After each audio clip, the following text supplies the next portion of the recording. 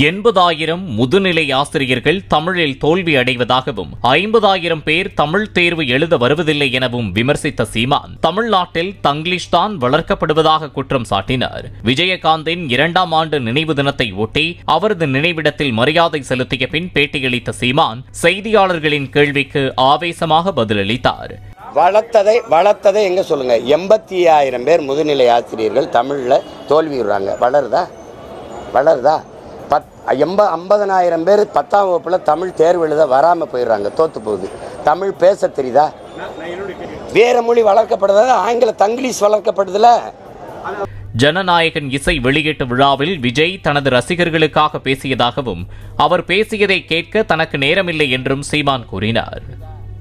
அது தம்பி சொல்றாரு, அதுக்காக அவர் நேசித்த மக்களுக்கு நான் இது பண்ணுவேங்கிறாரு. அதை போய் பேசிக்க முடியாது.